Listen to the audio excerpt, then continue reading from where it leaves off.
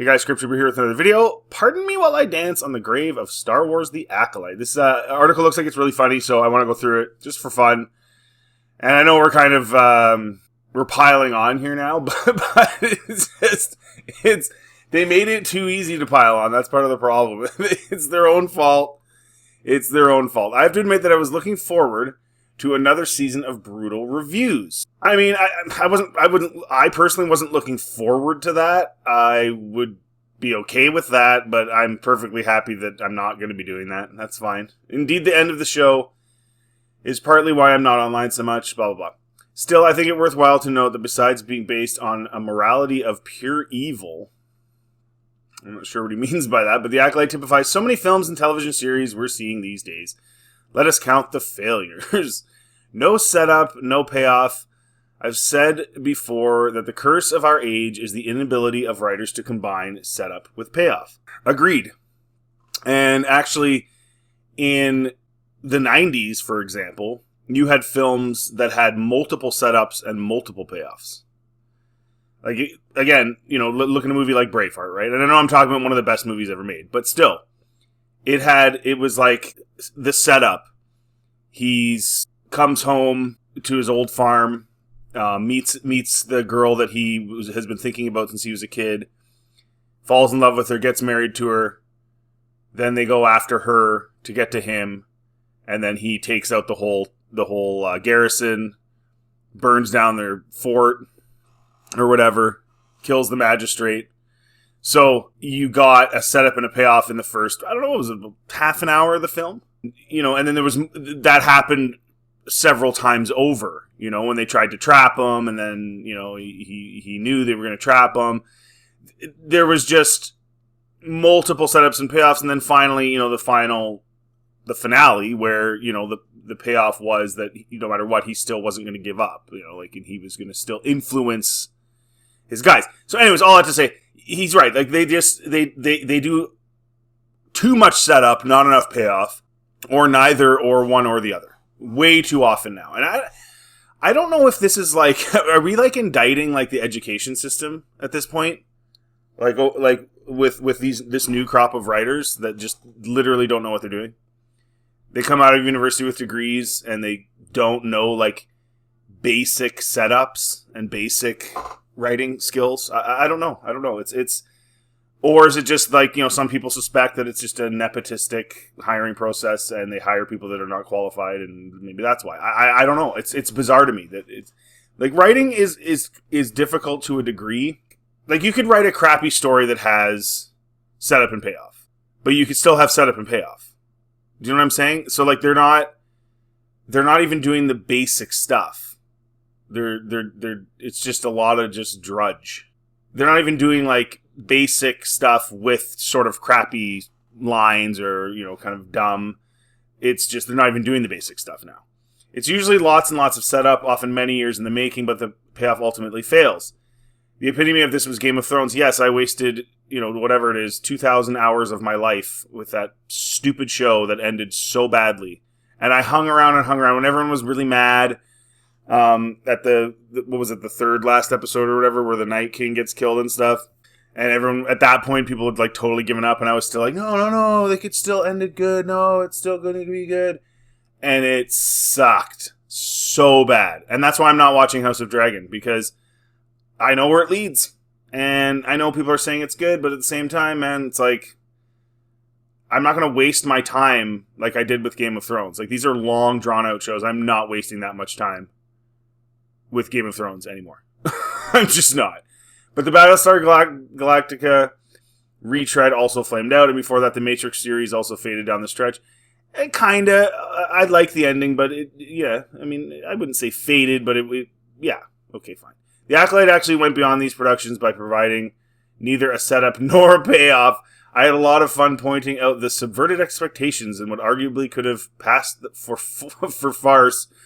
But the fact was that the show was too incoherent to give the audience anything to hold on to. Character motivation shifted seemingly at random, making any attempt to map out the plot based on character development impossible. Well, absolutely. You know, everyone had to be stupid for the plot to move along. And so, you know, Osha and May's characters, for example, I guess the main characters, just like flipped on a dime, like over nothing. It just didn't make any sense. It didn't make any sense. It's crazy to me this had a $180 million budget and had 30-minute episodes. Like, it took 4 years to make. 4 years. Like, that's nuts. 4 years to make basically a 4-hour show. And they still managed to kind of rush job it and not have setup or payoff. So, like, how did they even manage that? With nothing at stake, it was no surprise that the season finale was the lowest rated show in Disney's streaming lineup. No one cared how it ended, so no one watched. Sadly, this is all too common in current entertainment. Yeah, a lot of people just gave up on it or just didn't care from the beginning. Oh, look, it's all those Jedi that got killed that had no role other than just to be killed. Look at them. Look at them. And then that one. And that one. 1, 2, 3, 4, 5. Never said a line of dialogue. They were just there to have more Jedi. So she could say, our lightsaber duel is better than Duel of the Fates because I just put more guys. World building excuse. More and more I'm seeing professional critics and paid shills arguing that dreadful shows and purported first-in-series films should be given a pass because of all the time spent on world building. We have to set the scene, they argue. You can't judge until we finish the story arc. There really wasn't much world building, though, in this. I mean, it's pretty condensed, right? You had a group of Jedis looking for a Virgins. They find it. They meet the people, that are using it. Find out they made life, I guess. And then went in there to get the girls out. And then one of the girls got mad. Like, I don't know. It doesn't feel like a big world. And this goes back to what I've been saying for a long time. This should never be on TV. Star Wars should never be on TV in live action ever.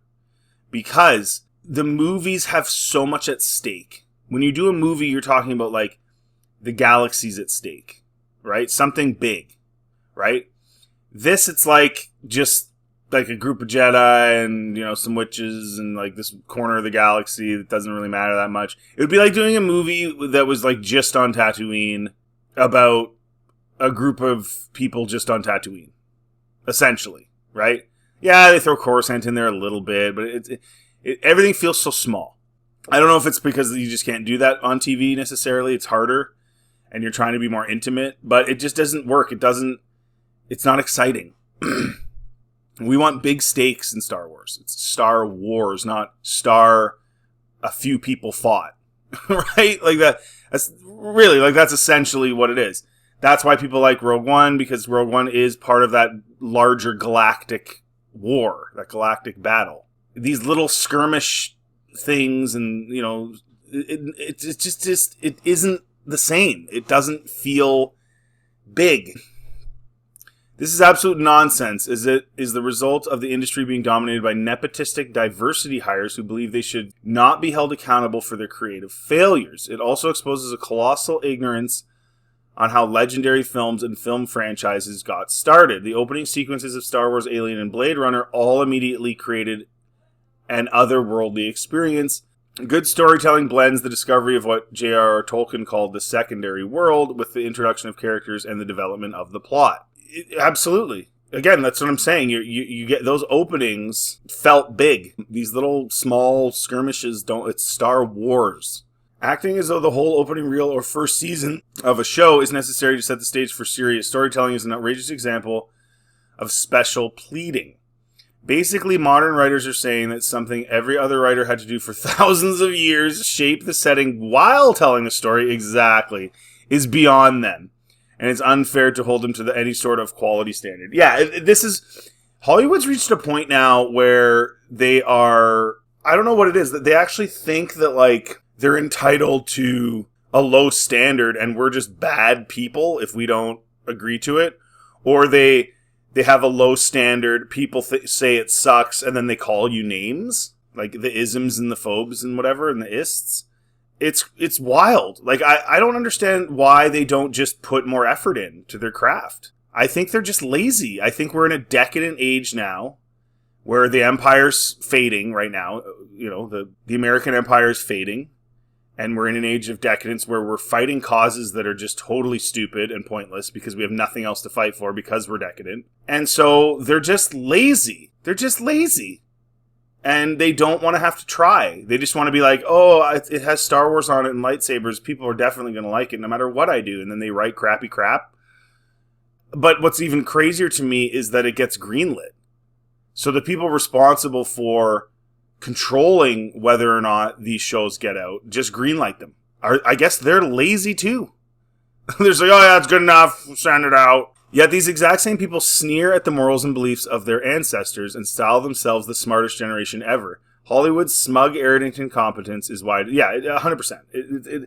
The level of arrogance is beyond comprehension. I'm telling you, man, if all it's going to take is somebody with a lot of money and creative friends that are competent, and they could blow Hollywood out of the water. Another excuse is that it takes time to find an audience. There's a certain amount of truth to this, but to be renewed, a series has to show some signs of life. There are plenty of examples of shows that didn't hit their stride until a second or third season, but this first season also had something going for it. Exactly. This contrasts with shows that were huge hits out of the gate and then later faded. Twin Peaks, for example. If I'm not mistaken, Breaking Bad's first season didn't do great, but it did okay. It did enough to say, hey, you know what? Maybe it, give it a bit more time. So like he says here, there's a certain amount of truth to that. But The Acolyte doesn't fall into that category. It's the worst rated show. Like you can't, and I don't just mean ratings. I mean like rated in terms of how many people watched it. Most people just cared about it in terms of thinking it was funny how bad it was and making fun of it. The problem with The Acolyte is that it started badly and got worse with each episode. Exactly. I mean, that was great business for the YouTubers, but not so much for the show. I never watched Breaking Bad, but I saw how much positive buzz it immediately generated, and anyone comparing The Acolyte to it has ingested near lethal levels of shrooms. Yeah, that's another thing. Like, Breaking Bad might not have had, like, the craziest ratings, like, in terms of, like, viewership in the first season, but it had very positive ratings. Like people liked it, whereas this didn't. Like, and every episode, like you said, it did. It got worse and worse and worse, and it culminated with the absolute worst. That Yoda is now a lying piece of poo. And why did you need to do that? What did you do that for? That's not cool. That's not fun. Why would you think any Star Wars fan would want Yoda to be a lying piece of crap? Why would anyone think that? Like, again, intelligence level is not high, I think, with these people. The larger question was what potential audience Disney was looking for. I've said this before, but the Star Wars ghetto is increasingly isolated from mainstream entertainment. I used to be quite the Star Wars nerd, able to dominate the Trivial Pursuit game based on the original movies, but there's so much product out there that I can't be bothered to keep up. I hated the prequels. I didn't watch most of the sequels. I could care less about Disney's strip mining the IP and filling the result hold with toxic waste. Sorry, Leslie Headland, your member berries and fan service are wasted on people who haven't spent 100 plus hours consuming product. Yes, the YouTubers do it, but they get paid. The core audience is therefore already tiny, and Disney made a point of pissing on them as much as humanly possible. That only left paid shills and the Raylo weirdos whose idea of Star Wars is softcore corn with lightsabers. I mean, I wouldn't go that far, but they're definitely looking for the wrong thing. It's like, I want Star Wars to be this type of thing. Well, why don't you just go watch something that is that type of thing? Why do you need to change Star Wars to your kind of weird romance thing? Like, you know what I mean? Like, just go watch something else. But I don't know what it is. They just want it everywhere. Indeed, several internet wags noted that hardcore P parodies of the original franchise actually had greater fidelity to the source material. And didn't that one actress say that she was in a better Star Wars movie? The one Corn actress that she was in a better Star Wars movie than The Acolyte on Twitter, I'm pretty sure. But simply, there weren't enough thirsty cat ladies or shut-in gay guys fantasizing over Smilo Ren to keep the thing afloat. There just wasn't enough people that cared. Ultimately, there just wasn't enough people that cared. Sadly, Disney is not alone in insisting that mediocrity needs to be applauded. Yeah, exactly. That's what they expect you to just be like clapping seals. And anyone who doesn't enjoy plotting random events jumbled together with wooden acting is toxic. Zack Snyder, who once knew how to make a good movie, is using the same lame excuses for his pretentious, super slow-motion garbage. Props to Despair for splicing Combine Harvester into Rebel Green's grain sequences. Exactly. It's just lazy. You get lazy, and you got a lot of money, and you don't want to do the work. The Acolyte's few fans also seem to buy into this notion that if enough boxes are checked, if enough diversity is shown, quality is no longer relevant. The rest of the audience feels otherwise, and they're voting with their eyeballs. Imagine thinking that just having different boxes checked, like for like diversity and stuff, is all you have to do. Like, imagine being that low on like your expectation in quality that like just checking those boxes is all you need. I'm not saying you can't check them, but just doing that, just having that in there is all you need to do. And there's people that are like, yeah, that's all I need. I just need that. And you're like, what? That's kind of sad. I mean, yes, we should all applaud Amanda Stenberg's brave and stunning breakthrough role for Americans of Danish descent. Exactly. She's her dad, and her dad has hookups, man. He knows a lot of people. No one talks about that. And again, I don't know if it's just an American thing, but it's like, why are people that are half white, half black, black? Why is that? Can one of my American buddies, somebody please, in the comment section, can you tell me why that is? This is funny though, yeah, Danish descent. I mean, how many Danes do you see on the big screen these days? She's truly bringing diversity. Exactly. See, like, that's how stupid it sounds. When you say, like, she's bringing diversity because she's black, it's like, you could say the same thing about the other side, about her dad's side. You're just talking stupidness. That's a very, very good point. I like that. Anyhow, her potential as a pitchwoman for Carlsberg beer is not enough reason to watch an 8-hour series, let alone ask for another one. Is it an 8-hour series? Okay, so I screwed up earlier when I said it was 4 hours. It's not 8 hours. It's 8 episodes and they're half an hour. It's not an 8-hour series. There's no way. These people are not entitled to endlessly burn through endless amounts of other people's money. That's the government's job. Their weird, mentally ill superfans are likewise welcome to pawn their My Little Pony collections to finance this nonsense, but the shareholders have had enough. Layoffs are already underway, and America's parents have only so much room left in their basements. Is that true? Like, are they gonna lay people off? I have doubts.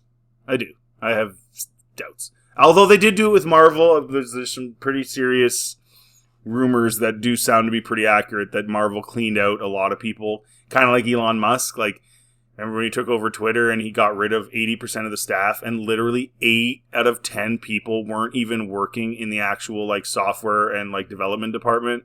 They were just people censoring tweets, like spending all day doom scrolling and finding tweets they didn't like, and then banning them or shadow banning them or suspending them.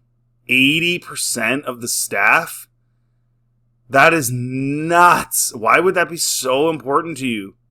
And so what percentage of the staff, of the writers, of whoever, of Marvel were those types of people that were literally just there to make sure that we're putting in, these particular messages?